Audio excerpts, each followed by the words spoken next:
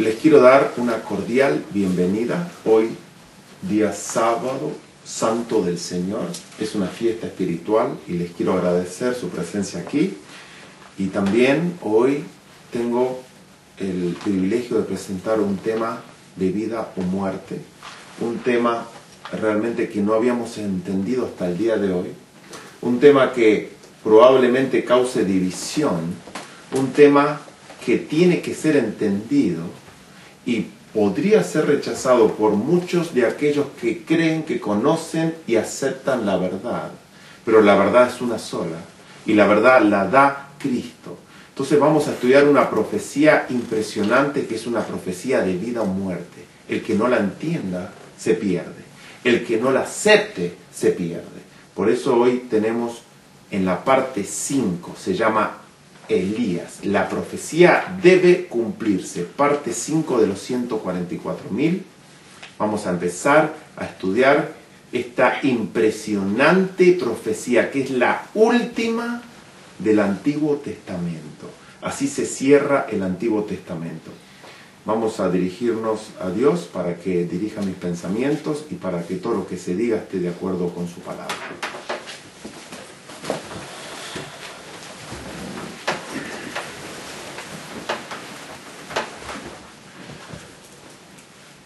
Padre nuestro que estás en el cielo, santificado sea tu nombre. Señor, te doy gracias hoy por este día sábado y te pido, Señor, que unjas mis labios, que pongas el espíritu de tu Hijo en mí para que todo lo que se diga esté claro y sea entendido plenamente por un escrito está. Te pido, Señor, que también le des entendimientos a todos tus hijos que van a escuchar este tema. Te pido, Señor, que abra sus mentes para que comprendan la solemnidad de los tiempos en que vivimos y esta profecía tan importante que es para salvación eterna de todos aquellos que la acepten. Todo esto, Señor, lo pido sin merecerlo, en el sagrado nombre de tu Hijo Yeshua HaMashiach. Amén. Amén. Amén.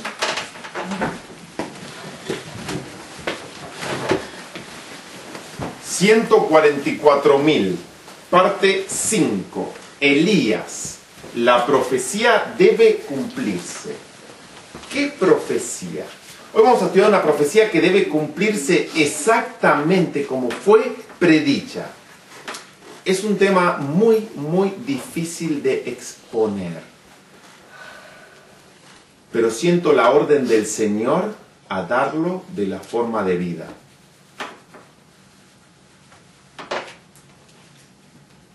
La profecía que vamos a estudiar se encuentra en Malaquías, capítulo 4.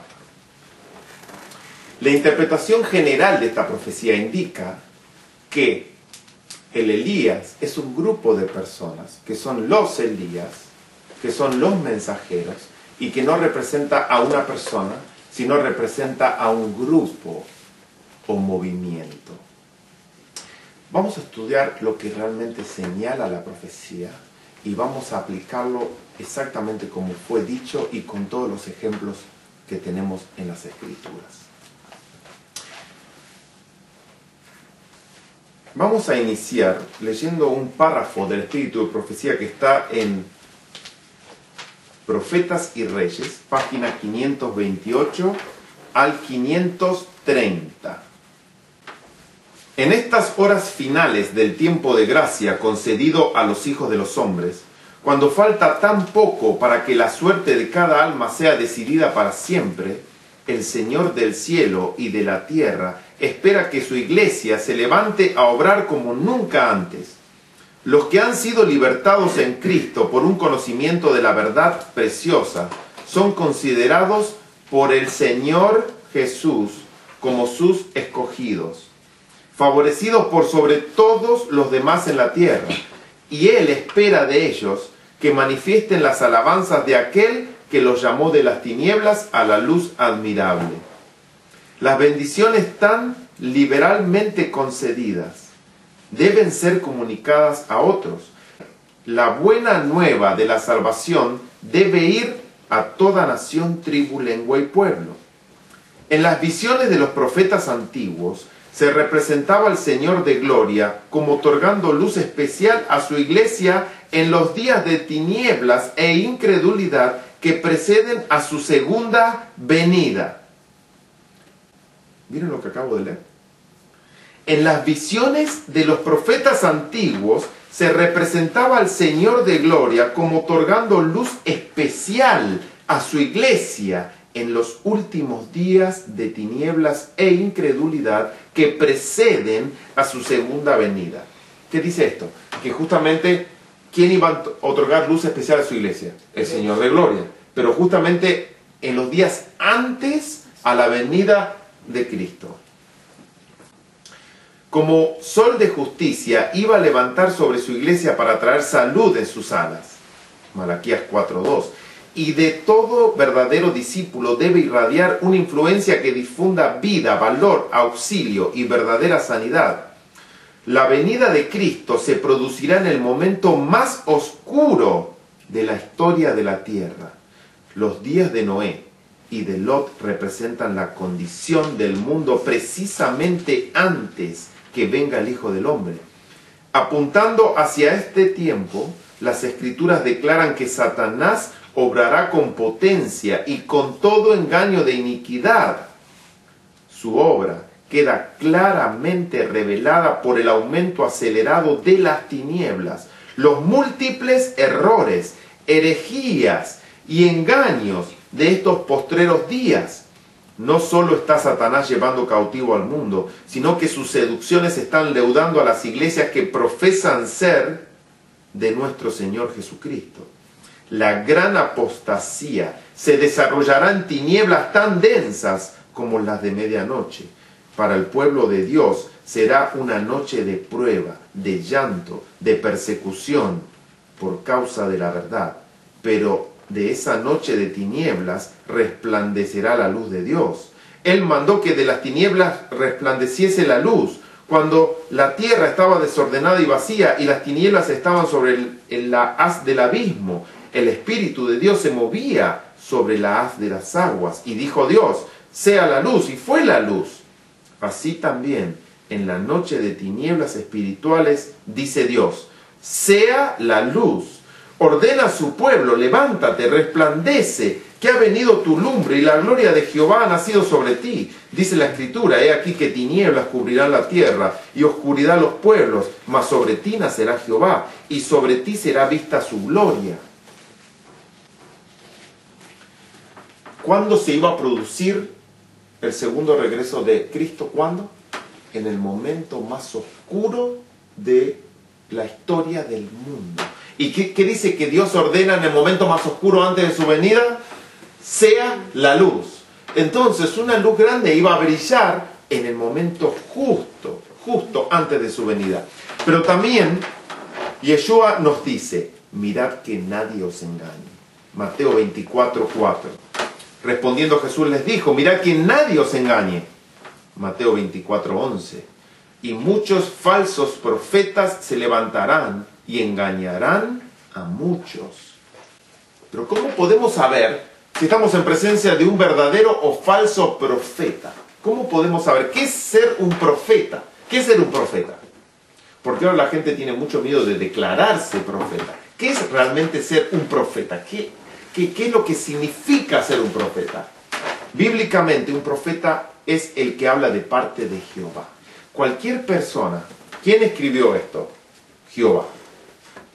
Inspirado por Jehová de los ejércitos, que es Cristo. Cualquier persona que lea un texto de la Biblia y lo interprete, está hablando por parte de Jehová, porque está interpretando algo escrito por él. Entonces, todos los que predican la palabra de Dios son profetas. Todos. Ahora, tenemos que saber cuáles son los profetas verdaderos y cuáles son los profetas falsos.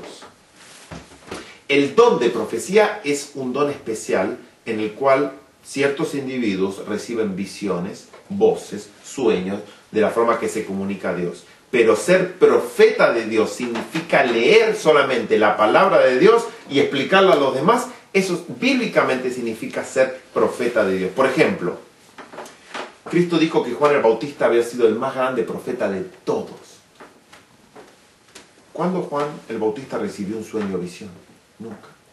Él se dedicó solamente a estudiar las Escrituras en el desierto.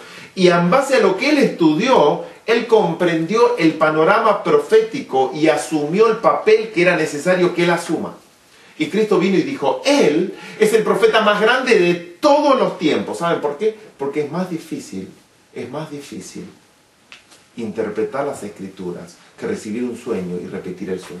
Es mucho más difícil comprender lo que ya está escrito que recibir una visión y anotar la visión. Porque cuando uno recibe una visión y la anota, es un mero instrumento de un mensaje dado por Dios. Pero cuando el mensaje ya está dado, ya está escrito y no lo entendemos, y cuando Dios pone sabiduría sobre ciertos individuos, eso es lo que hizo a Juan el Bautista el profeta más grande de todas las Escrituras. ¿Cuántos libros escribió Juan el Bautista? ¿Cuántos libros? Ninguno. ¿Cuántas profecías dijo Juan el Bautista que iban a ocurrir? ¿Él profetizaba lo que iba a ocurrir? No. Él nunca dijo ninguna profecía.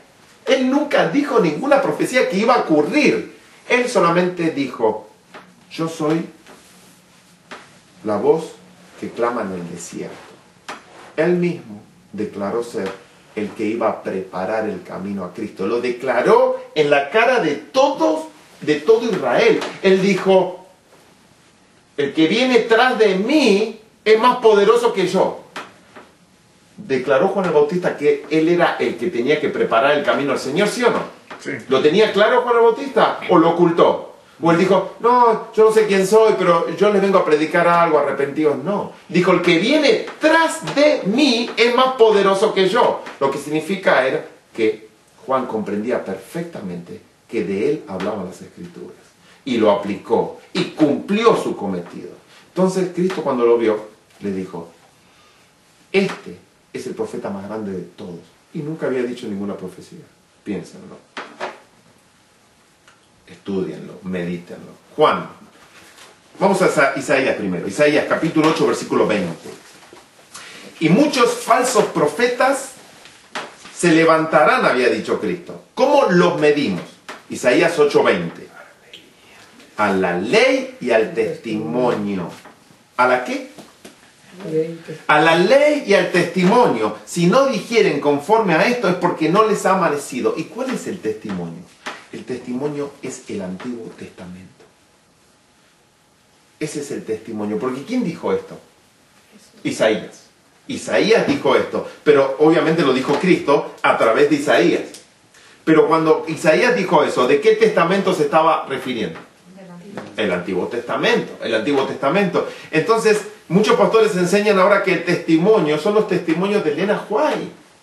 No, no son los testimonios de Elena White. Es el testimonio bíblico, especialmente el Antiguo Testamento. Entonces, cuando uno predica algo y uno está profetizando, porque yo en este momento estoy profetizando, porque estoy abriendo la palabra de Dios y estoy explicando y voy a explicar textos, ustedes me pueden medir a mí solamente y solamente por si cumplo la ley de Dios, a la ley, y si tengo testimonio bíblico. Y eso es lo que vamos a estudiar, el testimonio bíblico. Primera de Juan, capítulo 4, versículo 1 al 17. Primera de Juan 4, 1 al 17.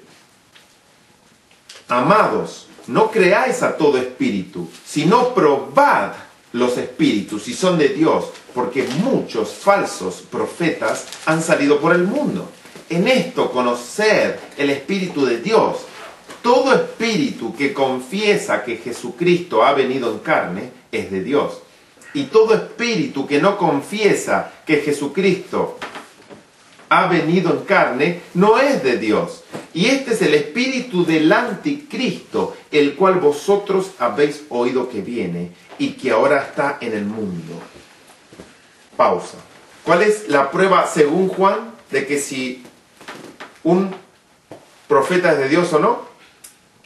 Si confiesa que Jesucristo ha venido en carne. Pero vamos a seguir leyendo. Versículo 5. Y dice que si no es de Dios, ¿de quién es? Directamente del anticristo. Directamente. No hay punto intermedio. Versículo 4. Hijitos, vosotros sois de Dios y los habéis vencido, porque mayor es el que está en vosotros que el que está en el mundo. Ellos son del mundo, por eso hablan del mundo y el mundo los oye. Nosotros somos de Dios. El que conoce a Dios nos oye. El que no es de Dios no nos oye. En esto conocemos el espíritu de verdad y el espíritu de error. Pausa. Cuando uno cree en que Cristo está usando personas para enviar un mensaje único, entonces tenemos que reconocer que Dios está hablando. Acá dice claramente, en esto conocemos el espíritu de verdad y el espíritu de error. Cuando los que predican tienen espíritu de error, ¿de quién son? Según este párrafo que acabamos de leer, ¿de quién son? Del anticristo. No hay vuelta al asunto. Ahora, los que predican la verdad, ¿de quién son? De Dios, de Dios. 7. Amados, amémonos unos a otros, porque el amor es de Dios. Todo aquel que ama es nacido de Dios y conoce a Dios. El que no ama no ha conocido a Dios, porque Dios es amor. En esto se mostró el amor de Dios para con nosotros, en que Dios envió a su Hijo unigénito al mundo para que vivamos por Él. Punto. Eso es todo lo que nosotros hemos predicado desde el principio. ¿Qué hemos predicado nosotros desde el principio? Que Dios tiene un Hijo, que ese Hijo fue enviado por nosotros, que ese Hijo tomó la carne nuestra de pecado y que ese Hijo es Dios y que ese Hijo es el único mediador entre nosotros y Dios Padre. Eso es todo lo que hemos predicado. ¿Hay ahí espíritu de error? Es el espíritu, único espíritu de la verdad. El resto es error. Seguimos. Versículo 11. Amados, si Dios nos ha amado así, debemos también nosotros amarnos unos a otros. Nadie ha visto jamás a Dios. Si nos amamos unos a otros, Dios permanece en nosotros y su amor se ha perfeccionado en nosotros. En esto conocemos que permanecemos en Él y Él en nosotros, en que nos ha dado de su Espíritu. Y nosotros hemos visto y testificamos que el Padre ha enviado al Hijo, el Salvador del mundo. Y todo aquel que confiese que Jesús es el Hijo de Dios, todo aquel que confiese que Jesús es el Hijo de Dios, Dios permanece en Él y Él en Dios. Y nosotros hemos conocido y creído el amor que Dios tiene para con nosotros. Dios es amor, y el que permanece en amor permanece en Dios y Dios en Él. En esto se ha perfeccionado el amor en nosotros, para que tengamos confianza en el día del juicio. Pues como Él es, así somos nosotros en este mundo. Entonces, justamente, el mensaje de salvación lo acabo de leer en 1 de Juan 4, 1 al 17. ¿Quiénes son los verdaderos profetas? Los que predican que Cristo es el Hijo de Dios. Pero ahí no queda toda la verdad. Los que predican que Cristo tomó la naturaleza humana. Pero ahí no queda toda la verdad. Los que predican que Cristo es el Espíritu Santo. Los que predican que Cristo es absolutamente Dios y que tenemos dos seres divinos para adorar, que es el Padre y el Hijo. Lucas, capítulo 18, versículo 8. Os digo que pronto les hará justicia, pero cuando venga el Hijo del Hombre, ¿hallará fe en la tierra? Es una pregunta que hace Cristo. Cuando venga el Hijo del Hombre, ¿quién es el Hijo del Hombre? Es Cristo. Cuando venga Cristo, cuando venga yo, dice Cristo, hablando en tercera persona, ¿hallará fe en la tierra?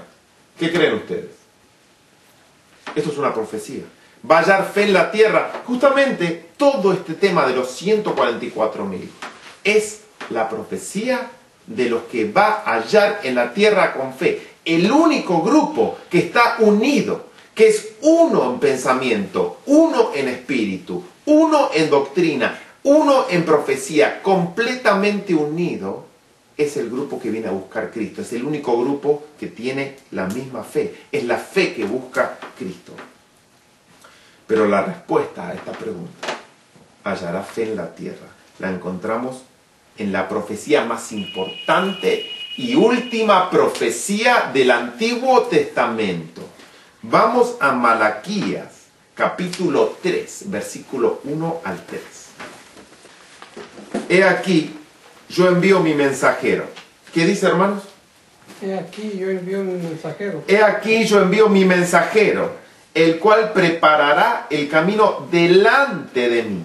Y vendrá súbitamente a su templo el Señor, a quien vosotros buscáis, y el ángel del pacto, a quien deseáis vosotros. He aquí viene, ha dicho Jehová de los ejércitos. ¿Y quién podrá soportar el tiempo de su venida? ¿O quién podrá estar en pie cuando Él se manifieste?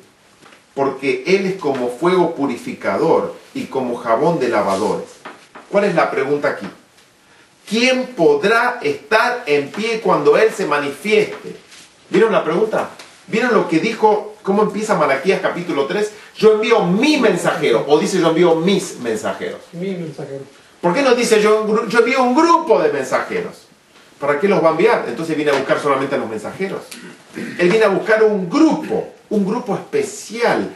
Pero para que encuentre ese grupo especial, tiene que enviar a alguien que los prepare, alguien en singular. He aquí yo envío mi mensajero, el cual preparará el camino delante de mí. Y la pregunta es, antes de contestar esta pregunta, ¿quién tuvo en esta profecía y llenó esta profecía de modo parcial? ¿Quién fue? Juan el Bautista. Juan el Bautista. Y lo digo de modo parcial porque a medida que vayamos estudiando esta profecía, a medida que la vayamos estudiando, nos vamos a dar cuenta de que el día que Él envíe justamente su mensajero va a ser un día de destrucción, porque Él viene a destruir la tierra. Entonces, ¿se cumplió toda la parte de esta profecía con Juan el Bautista? No, se cumplió parcialmente. ¿Pero cuántas personas fueron Juan el Bautista? ¿Fue un grupo de personas? ¿Dios envió un grupo de personas? ¿O envió a uno solo? Envió a uno solo, que tuvo sus discípulos, que preparó el camino del Señor. Pero la pregunta que me interesa ahora dice, ¿quién podrá estar en pie cuando Él se manifieste? La encontramos en Apocalipsis capítulo 16, versículo 14 al 17. Y el cielo se desvaneció como un pergamino que se enrolla, y todo monte y toda isla se removió de su lugar. Y los reyes de la tierra, los grandes, los ricos, los capitanes, los poderosos, y todo siervo y todo libre, se escondieron en las cuevas y entre las peñas de los montes. Y decían a los montes y a las peñas, caed sobre nosotros y escondednos del rostro de aquel que está sentado sobre el trono y de la ira del Cordero, porque el gran día de su ira ha llegado, y ¿quién podrá sostenerse en pie? ¿Quién está gritando eso? Los impíos. Todos los impíos que se van a perder, todo el mundo que se va a perder está gritando, ¿quién puede sostenerse en pie? Pero la respuesta está en Apocalipsis capítulo 7, versículos 3 y 4, diciendo, no hagáis daño a la tierra, ni al mar, ni a los árboles, hasta que hayamos sellado en sus frentes a los siervos de nuestro Dios. Y oí el número de los sellados, 144,000 sellados de todas las tribus de los hijos de Israel. ¿Quién va a poder estar en pie? Respondan ustedes. Los 144. 144,000. ¿Quién va a poder estar en pie? 144,000. ¿Y por qué? ¿Por qué va a poder estar en pie los 144,000? La respuesta está en Malaquías 4, 5 al 6. He aquí yo os envío el profeta Elías, antes que venga el día de Jehová, grande y terrible. Él, dice las Escrituras, hará volver el corazón de los padres hacia los hijos, y el corazón de los hijos hacia los padres, no sea que yo venga y hiera la tierra con maldición. Fíjense, acá se está relatando del grupo de personas que se van a salvar. Pero dice, Él hará volver el corazón. No es que el grupo de personas se convierte en Elías y son todos Elías y ellos convierten a otras personas. No. Dios envía un mensajero con un mensaje nunca escuchado antes. Que si no fuera por ese mensaje, te tendría adorando en una iglesia trinitaria, adorando a los pies de un Dios trinitario Baal. Si no fuera porque Dios envía a un mensajero. La comprensión de esta profecía es de vida o muerte. Te puede gustar o no te puede gustar. Te puede caer mal o realmente puedes arrodillarte al Señor y dar gracias, porque la salvación depende de cómo Dios maneja los tiempos y las personas y el mensaje que Él envía.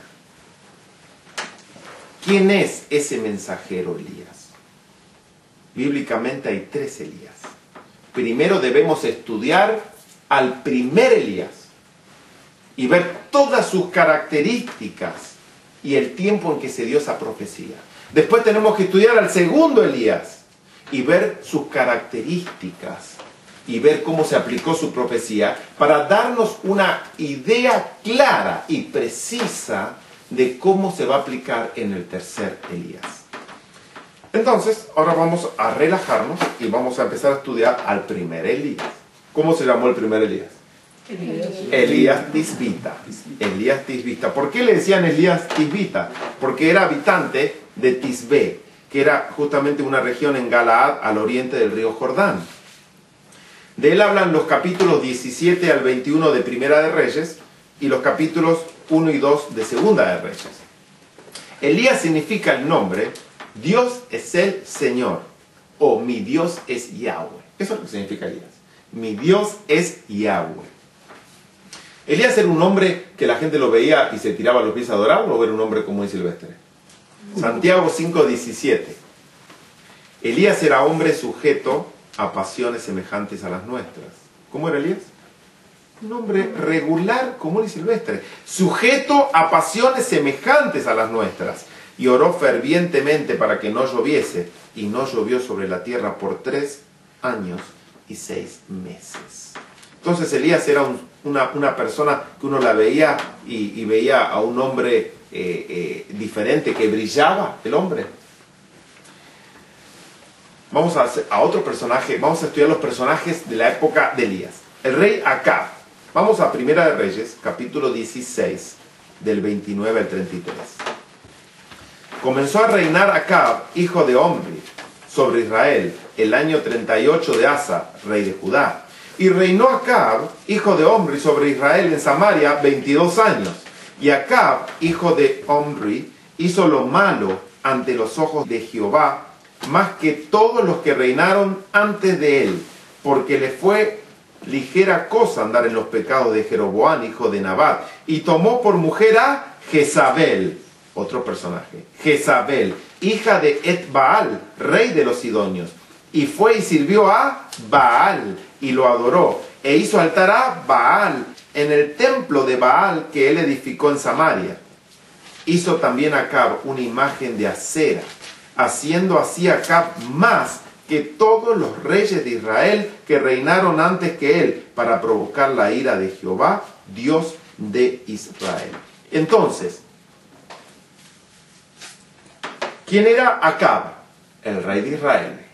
¿Y qué significa rey? Poder político. Recuerden esto. Rey, poder político. ¿Quién era el segundo personaje? Jezabel. ¿Quién era Jezabel? Era la mujer de Acab, pero no era del pueblo de Dios. Y era una prostituta por las prácticas que hacía. Y vamos a leer algunos versículos. Era una mujer fornicaria. Jezabel, entonces, una mujer prostituta, que es el poder religioso. Y entre los dos, ¿qué había? Una unión. Vamos a escribirlos acá. Está Acab. Acab. Y Acab, que dije que era rey. Y el rey, que es el poder político. Jezabel.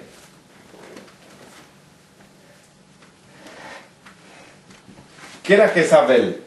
Una mujer prostituta. Prostituta.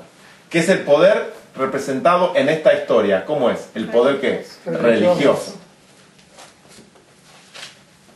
Poder religioso. Ahora, ¿era el pueblo de Dios ella? No. ¿Adoraba al Dios de Israel? No. Hubo una unión ilícita acá.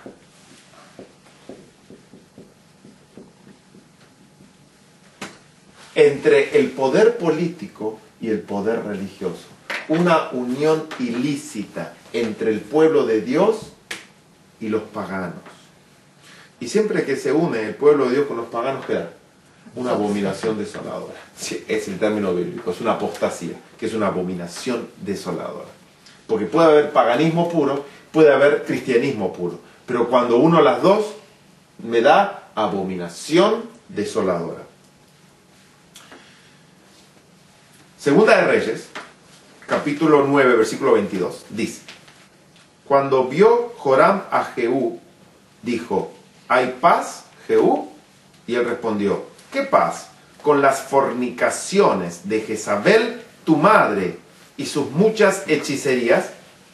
¿Cómo definió a Jezabel? En primer lugar, como madre. Madre. Ahora tenemos para Jezabel otra cosa, madre. Esta palabra es muy importante. Aunque no lo vean en el pizarrón, más o menos ahí va quedando. Jezabel es una mujer que es una mujer prostituta, pero también ¿qué es? Madre. Y que tiene muchas ¿qué? Hechicerías. No hace falta que la escriba, pero recuerden la palabra. Con sus muchas ¿qué? Hechicerías. Y con sus muchas ¿qué? Fornicaciones. Recuerden esos términos. Jezabel, tu madre, con muchas hechicerías. Entonces, Jezabel es una prostituta que es madre y que es hechicera. Esas tres definiciones. Vamos a Primera de Reyes, capítulo 21, 7 al 10. Y su mujer Jezabel le dijo: ¿eres tú ahora rey sobre Israel? Levántate y come y alégrate. Yo te daré la viña de Nabot de Jezreel. Y entonces ella escribió cartas en nombre de Acab y las selló con su anillo. Y las envió a los ancianos y a los principales que moraban en la ciudad de Nabot. Y las cartas que escribió decían así: proclamad ayuno y poner a Nabot delante del pueblo, y poned a 2 hombres perversos delante de él, que atestiguen contra él y digan: tú has blasfemado a Dios y al rey. Y entonces sacarlo y apedrearlo para que muera. Fíjense, la historia es la siguiente. Acab quería una viña, se le antojó una viña, y fue a pedirse la viña al dueño de la viña. ¿Y qué le dijo Nabot? No te la voy a dar, esta es heredad de mi padre, y a un rey perverso como tú, ni loco te la doy, es mía. Entonces se fue triste Acab. Acab se fue triste, cabizbajo. No le hizo nada a Acab, era el rey. ¿Quién tenía el poder? Acab era el poder político. Lo podría haber matado ahí si quería el rey, por supuesto, pero el rey se fue tranquilo llorando a su casa y no pudo ni comer y se fue a dormir. Cuando lo vio Jezabel, le dijo: ¿qué te pasa? ¿Querés esa viña? Yo te la voy a dar, dice Jezabel. Y usó el sello del rey. Mintió. Jezabel usa el poder político para infundir sus leyes. ¿Y sus leyes qué es? Un decreto de muerte. Fíjense. Jezabel le saca el poder político al rey, le usurpa el poder político, y con ese poder político lo que hace es una persecución al pueblo de Dios. Levanta falsos testigos. Los testigos dicen que blasfemaron a Dios. Bien, fíjense, esto es fabuloso y no quiero detenerme acá. Dice que esos testigos dicen: tú has blasfemado a Dios, al que era fiel a Dios. Le dice: tú has blasfemado a Dios y al rey, y debes morir. Y lo matan. Entonces Jezabel usa el poder civil del rey y su nombre para un decreto de muerte. ¿Le suena parecido eso? ¿Le suena que va a ocurrir? Porque todo esto es una profecía idéntica. Todo esto es una profecía que va a volver a pasar exactamente a la letra.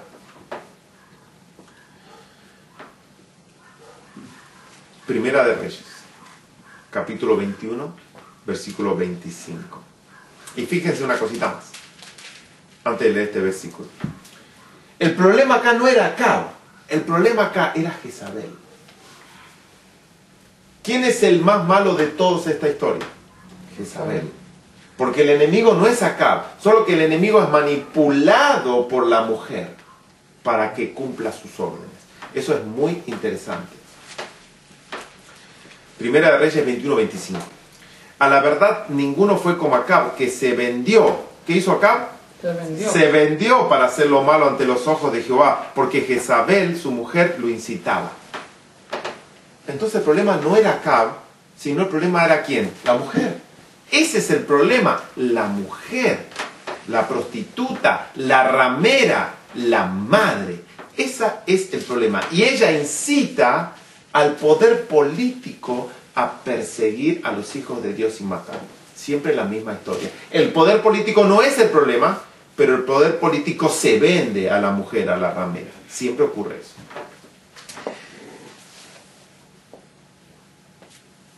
¿qué significa Baal? Porque nosotros estamos muy acostumbrados a decir, ay, el pueblo se fue con Baal.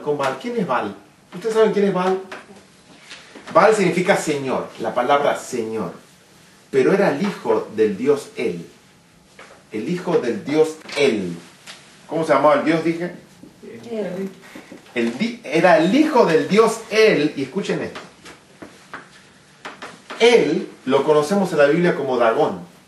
Ahí sí lo conocen ya, a Dagón. Entonces escuchen bien. Baal era el hijo del dios El y tenía una madre que se llamaba Sera.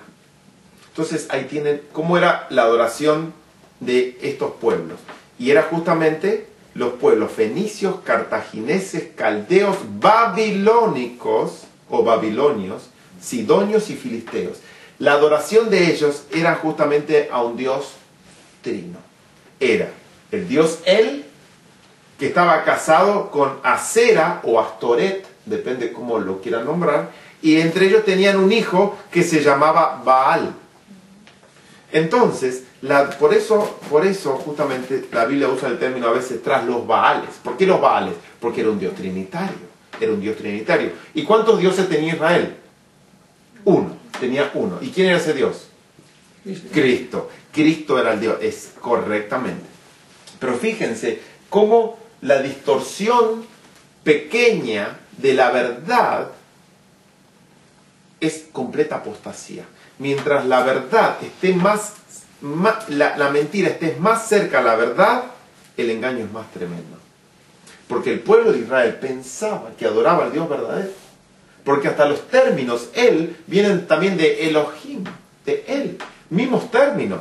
Y para realmente comprender la verdad del error, tenían que estudiar y confiar en sus profetas. La Biblia dice, los que creen y confían en sus profetas, ¿qué? Serán prosperados. Cuando ven que habla un profeta que es de Dios y no confían en el profeta de Dios, ¿qué dice la Biblia? No van a ser prosperados. Primera de Reyes, capítulo 18. Y él respondió, yo no he turbado a Israel, sino tú y la casa de tu padre, dejando los mandamientos de Jehová y siguiendo a los Baales. ¿Quién eran los Baales? Dagón, más Asera, más Baal. Tenían una trinidad. Vamos a anotarlos acá. Vamos a anotarlos si les queda. Tenían a Dagón, más Asera, más Baal. Tenían que una trinidad.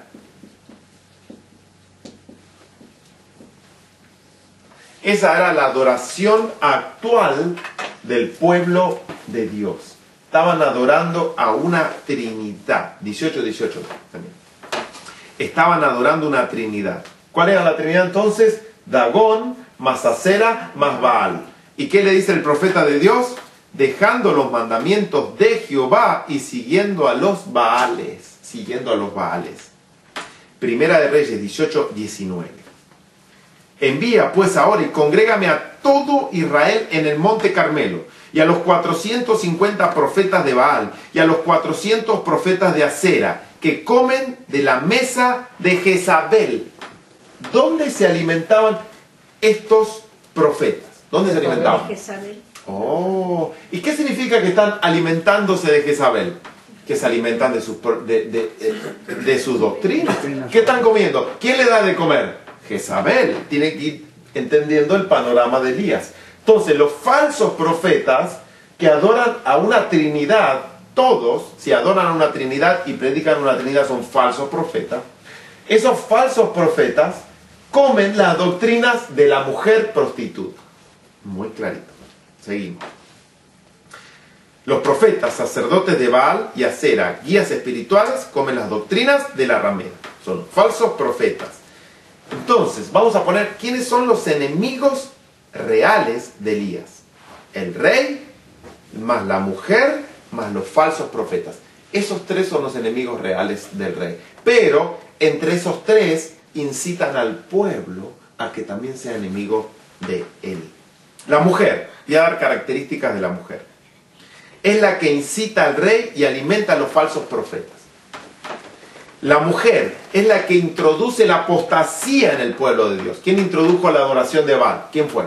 Jezabel. Entonces, la mujer es la que introduce la apostasía en el pueblo de Dios. La mujer necesita al rey, necesita el poder político y también a los falsos profetas para ejercer el poder.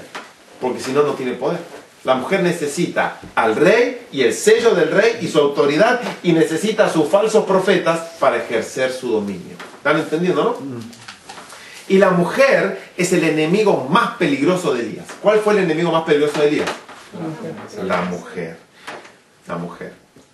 Ahora, fíjense, la unión entre el rey más la mujer más los falsos profetas siempre provoca algo. Persecución de los hijos de Dios. Siempre que se unan esos tres, provocan la persecución de los hijos de Dios, pero también provocan algo más. La ira de Jehová. Como decía el versículo, provocaron la ira de Jehová. ¿Quién es el Jehová, Dios de Israel? Cristo. Cada vez que se nombra en la Biblia Jehová, Dios de Israel, ¿quién es? Cristo. No debería haber dudas en nuestra mente si hemos entendido y aceptado esta plataforma de verdad eterna. Y si la expresión dice, provocaron la ira de Jehová, ¿cómo encontramos esa expresión en el Nuevo Testamento? La ira de Jehová. A ver si lo descubren solo rápido. ¿Era de Cristo? No, en el Nuevo Testamento, no dice la ira de Cristo. ¿Qué dice? La ira de Dios. La ira del Cordero. La ira del Cordero, fíjense. El mismo término, la ira de Jehová del Antiguo Testamento, ¿cómo se usa en el Nuevo Testamento, dije? La ira del Cordero, muy bien. Primera de Reyes, capítulo 18, versículo 20 al 21. Entonces Acab convocó a todos los hijos de Israel y reunió a los profetas en el monte Carmelo. Y acercándose Elías a todo el pueblo dijo, ¿hasta cuándo claudicaréis vosotros entre dos pensamientos? Si Jehová es Dios, seguidle, y si Baal, id en pos de él. Y el pueblo no respondió palabra. ¿Qué le dice Elías a todo el pueblo? Pero, ¿cuántos vinieron con Elías? ¿Cuántos estaban con Elías? Nadie. No había nadie con Elías. Cuando Elías dijo esas palabras, ¿cuántos tenía atrás de él apoyándolo? Nadie. Nadie. Así, nadie. Vuelvo a decir. Dice, acercándose Elías a todo el pueblo. ¿Cuánto es Elías? Uno. A todo el pueblo les dijo, ¿hasta cuándo claudicaréis vosotros entre dos pensamientos? Si Jehová es Dios, si Cristo es Dios, seguidle. Y si su Trinidad es el Dios trino de ustedes, vayan en pos de él, pero ya no molesten más. Decídanse, dice Elías, decídanse. Y eso es lo que llega a nuestra vida hoy. Decídanse, decídanse. Dios quiere una decisión ya tuya. Si Jehová es Cristo y es Dios, sigan a Jehová, que es Cristo y que es Dios. Ahora, si la Trinidad es su Dios, sigan a su Dios trino. ¿Qué dijo el pueblo? Silencio. Fíjense. No dijo nada, no dijo nada. Primera de Reyes, 18:22. Y Elías volvió a decir al pueblo, solo yo he quedado profeta de Jehová. ¿Qué dijo Elías al pueblo? Solo yo. Solo yo he quedado profeta de Jehová, mas de los profetas de Baal hay 450 hombres. ¿Cómo se sintió Elías? Solo. Estaba solo, cuando enfrentó al pueblo estaba solo, no había nadie con él. Solo, solo. Ese es Elías. No es un grupo, no son una cantidad, es uno solo. Elías se enfrentó solo. ¿Había personas que creían la verdad todavía en el pueblo de Dios? Sí, había personas. Pero no tenían el carácter de Elías, ni cerca el carácter de Elías. No tenían el espíritu de Elías, no tenían. Creían la verdad, pero estaban bien escondiditos.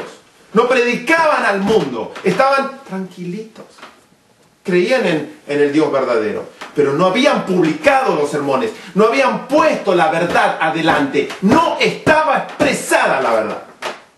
Hasta que se levantó uno. ¿Y cuántos habían de esos? 7.000 habían que conocían la verdad. Pero esos 7.000, ¿eran Elías? No eran Elías, porque no tenían el espíritu de Elías. Solamente y siempre y en cada caso, en cada reforma, Un solo hombre comienza la reforma. Eso en siempre y en cada caso. Miren la primer parte de Dios Hijo. Mírenlo otra vez, detenidamente. Cada palabra que pronuncio en Dios Hijo, parte 1. Elías fue enviado a Israel en su máxima apostasía. ¿Cómo era la apostasía de Israel en esa época? Máximo.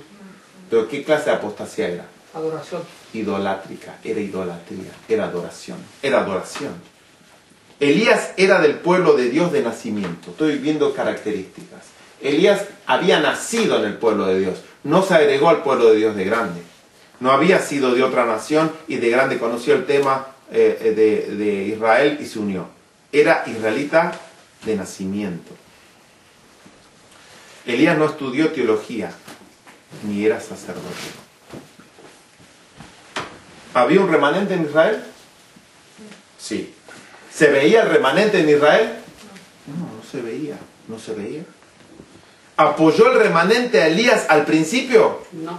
No. ¿Cómo se mantuvo el remanente? Escondido. Silencio, silencio. ¿El remanente reconstruyó la adoración al Dios de Israel? No.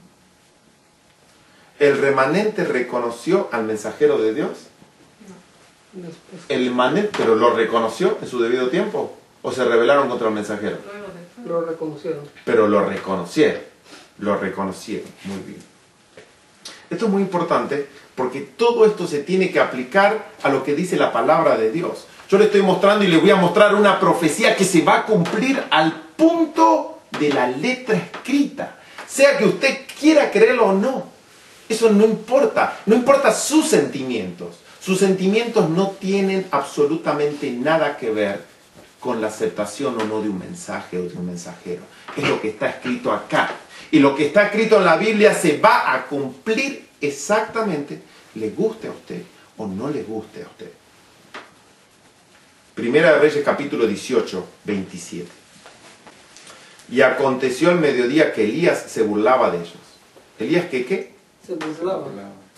Diciendo, gritad en alta voz, porque Dios quizás está meditando, o tiene algún trabajo, o va de camino, tal vez duerme, y hay que despertarle. ¿Qué era Elías?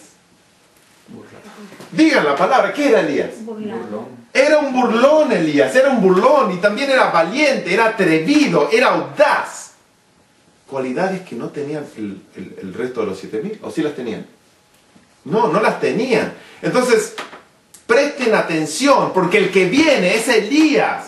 No viene otra persona con un espíritu suavecito a suavizar el mensaje escrito. No, la profecía dice, yo les envío al profeta, que ¿cómo se llama? Elías. Elías. ¿Y de quién se burlaba? De los pastores se burlaba. Y era muy atrevido, valiente y audaz. Entonces, ¿quién es el que viene? ¿Quién es el que viene? Elías. Comprendan eso, porque si ustedes no comprenden eso, no pueden entender lo que está escrito. Acá no dice yo les envío a Isaías, acá no dice yo les envío a Daniel, acá no dice yo les envío a Juan. Acá dice yo les envío a quién. Elías. Entonces comprendan y aprendan y vean cómo era Elías, porque si no, no lo van a reconocer. No va a pasar al frente de ustedes y no lo van a reconocer y se van a perder.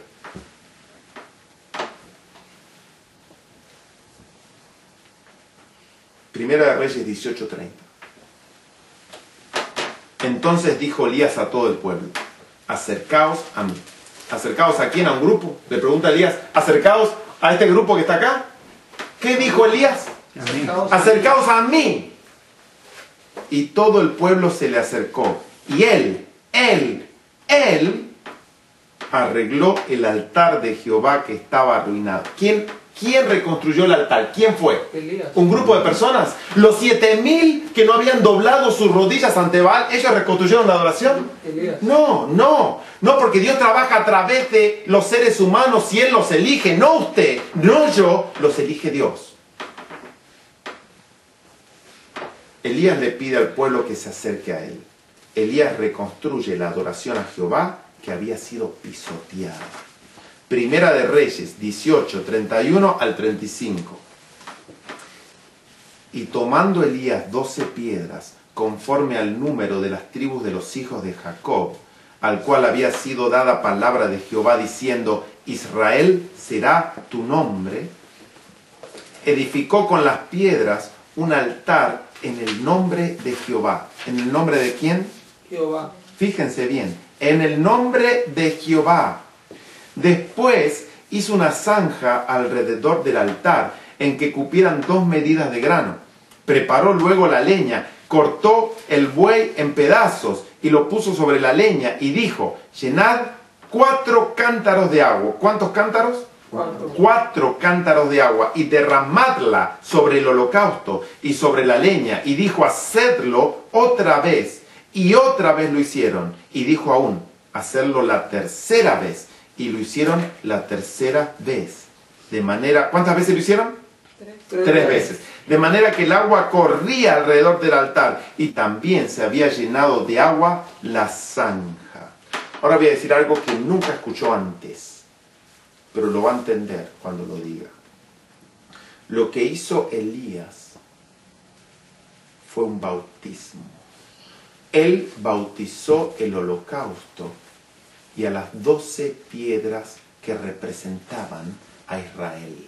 ¿Cuántos cántaros tomó? 4. 4 por 3, ¿cuánto es? 12. Un cántaro por cada piedra. E involucró al holocausto, al cordero que se estaba sacrificando para Dios. Lo que hizo Elías, nunca nadie lo había visto en su generación. Él bautizó al holocausto y a las tribus de Israel. ¿Y en qué nombre lo hizo?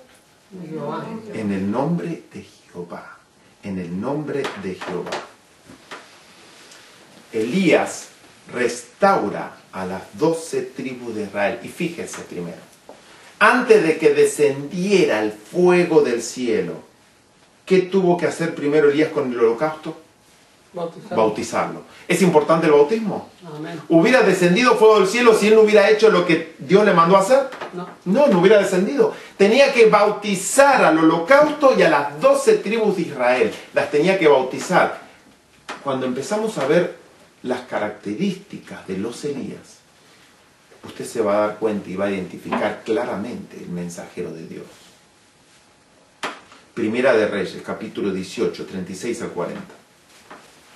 Cuando llegó la hora de ofrecerse el holocausto, se acercó el profeta Elías y dijo, Jehová, Dios de Abraham, de Isaac y de Israel, sea hoy manifiesto que tú eres Dios en Israel y que yo soy tu siervo y que por mandato tuyo he hecho todas las cosas.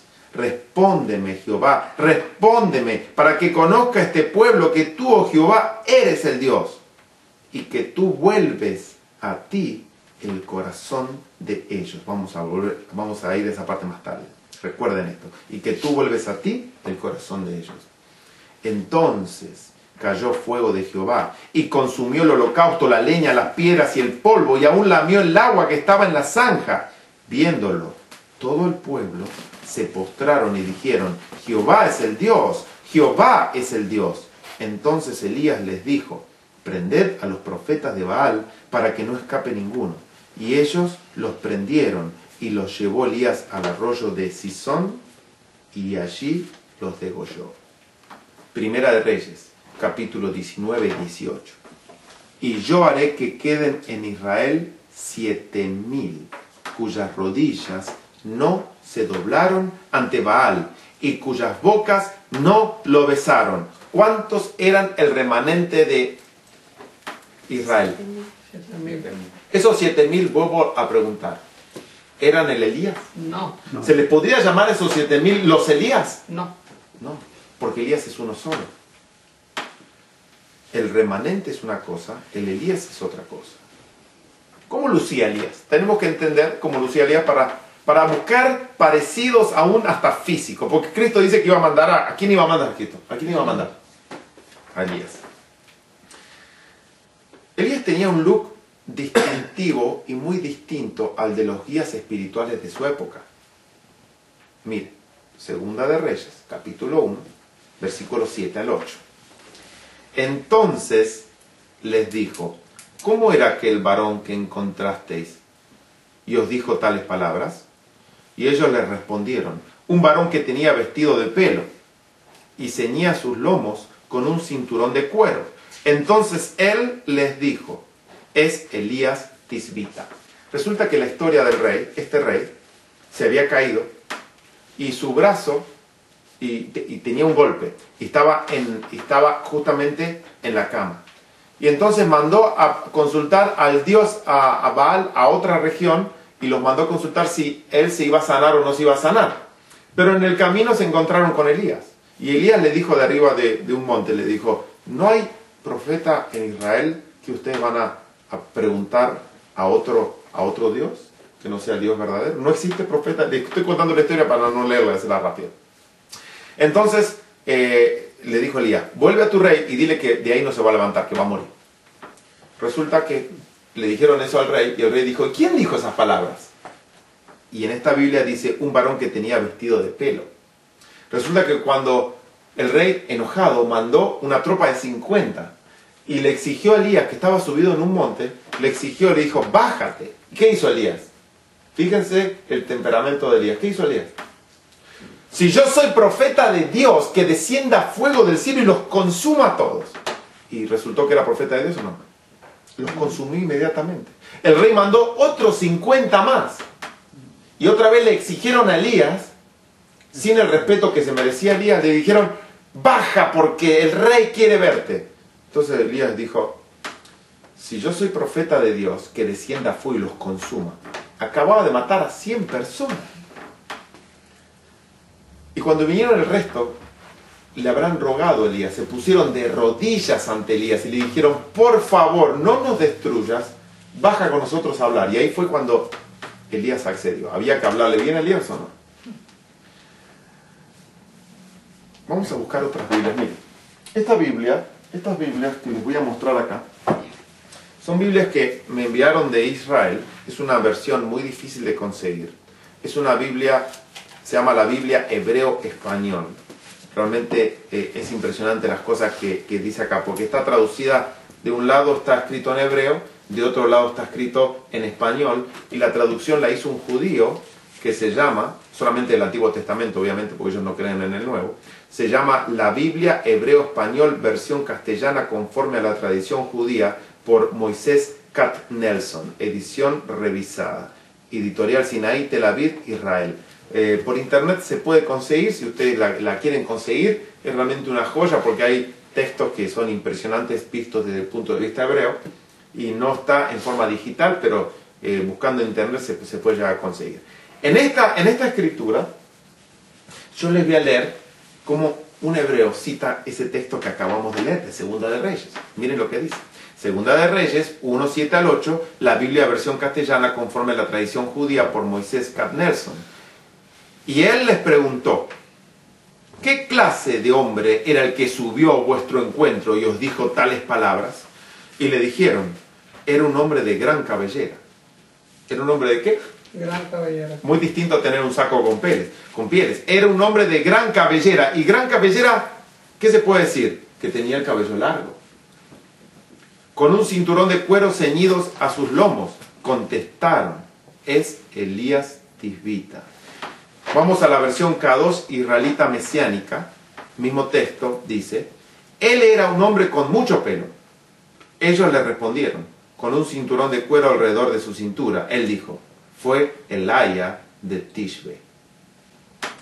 ¿Qué dice el comentario bíblico adventista? Miren, comentario bíblico adventista señala lo siguiente. La página, tomo 2, comentario bíblico adventista, página 845. Tomo 2, 845, el comentario bíblico adventista dice: un varón que tenía vestido de pelo. Las